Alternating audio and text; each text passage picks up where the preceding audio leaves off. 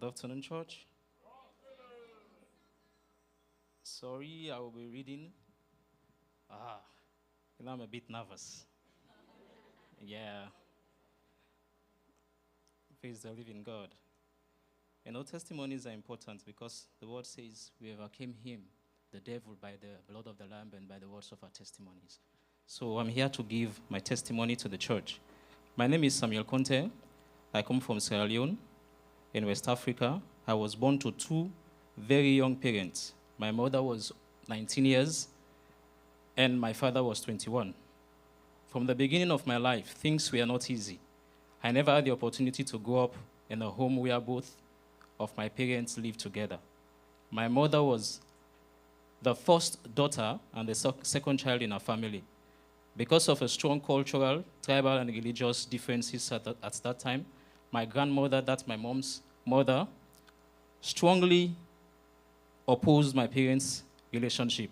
My father was even in prison because of the conflicts surrounding their relationship. Out of pain and anger, my father's family insisted that he should never have anything to do with my mother again. In those days, tribal identity, being Creole with the British surname, and coming from the rural parts, the provinces where my father comes from, and Muslims and Christian often determine religious difference, per se, often determine whether families accepted a marriage. As a result, I was raised by my maternal grandmother, who was a teacher and a fervent Christian and an elder in our church. She raised me in a Christian home. However, I also maintained a relationship with my father's family. During each celebration, I would always look forward to visiting them because I knew I would receive gifts and enjoy the festivities. Likewise, Christmas was a special time with my grandmother's family, that's my mom's mom.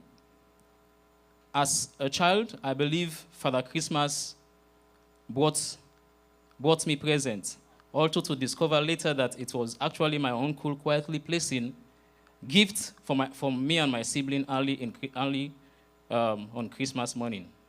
Whenever I spent my summer holidays with my father's family, I attended Islamic classes. To be honest, I did not enjoy them. Our teacher, that the Kamoko, was very strict and often beat us if we failed to memorize passages from the Quran.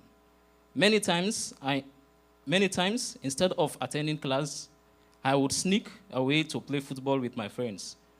To me, holidays were meant for enjoyment, not punishment. When my paternal grandmother passed away, I was about 12 years old. After her death, I visited my father's family less frequently and gradually became less involved in Islamic activities. Even when I later lived with my father between the ages of 13 and 15, he constantly encouraged me to attend mosque and observe Ramadan. However, my heart was drawn to church. I loved the fellowship, the friendships, and the joy I experienced in worship. My father became increasingly frustrated with my refusal to embrace Islam. One day while I was in my third year of junior secondary school, he told me that if I refused to become a Muslim, he would stop supporting me financially because as his only son, he believed I should follow his faith. That conversation became a turning point in my life. I respectfully asked him one question. Would you rather have a Christian son who honors you and lives a good life, or a Muslim son who steals, gambles, constantly brings shame to the family? He remained silent. From that day onward, he never again pressured me to attend the mosque. Instead, he began supporting my Christian faith. He even gave me money to contribute to church activities and encouraged me never to miss Sunday worship. Looking back today, I see God's hand softening my father's heart. Throughout my childhood, I lived with different family members. I spent most of my early years with my grandparents rather than my parents. Between the ages of 15 and 17, I lived with my mother before moving to my father's elder sister's home. She was remarkably tolerant of both religions and treated everyone equally. Every Christmas, she would give us money to get Christmas things, and enjoy the holiday as a family. I remained with her throughout high school, and for almost 80% of my university education. Later, I moved back to live with my father and my stepmother, whom he had married and had whom he had married when I was 15 years old. Together, they had several children. Today, I have 3 younger siblings from my mother's side and 4 from my father's side. Being the eldest among 7 younger siblings taught me responsibility, resilience, and determination from an early age. After graduating from university in 2019, I experienced one of the most difficult seasons of my life for 3 years. I remained unemployed despite my bachelor's degree in economics. There were many moments when I questioned my future, but I continued to trust God. In 2020, I was awarded a scholarship to study in China through the United Nations Office for the South-South Cooperation. I was overjoyed. Unfortunately, the COVID pandemic disrupted international travel, and the opportunity never materialized. Once again, I found myself disappointed, but determined not to lose hope. Finally, in 2022, God opened another door. Through someone's recommendation, I was invited for an interview. I had not even submitted an application, but God's grace, I performed well and I was offered the job. I committed myself wholeheartedly to the responsibilities, serving faithfully and diligently. My dedication earned the confidence of our American partners, who later selected me for a 6-week training and school visitation program in Indiana, USA in 2024. They provided invitation letters, contacted the US Embassy, and supported my application. Sadly, the timing coincided with significant changes in US immigration policy following the presidential election, Donald Trump, we all know. Sierra Leone was placed under additional visa restriction, and currently there is no visa processing ongoing in Sierra Leone. Once again, another opportunity slipped away.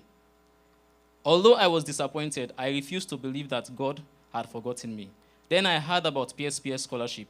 Even though I already had a job, I felt God urging me to apply.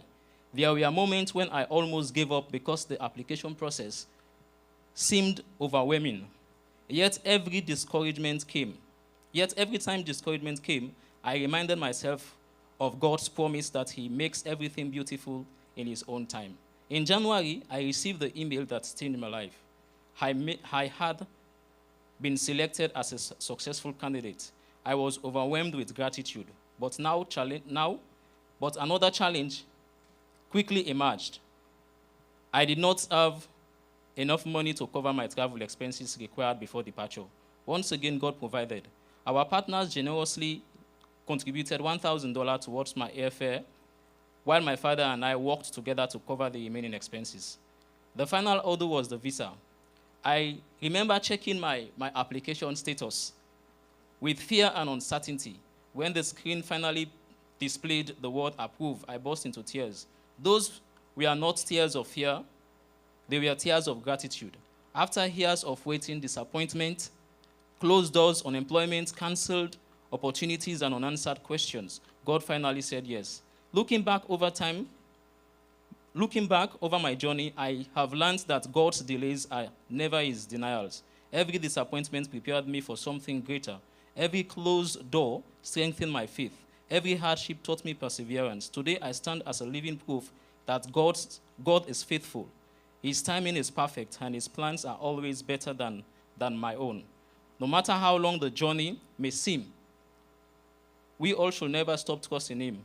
If He promised it, He will surely bring it to pass. Glory be to God.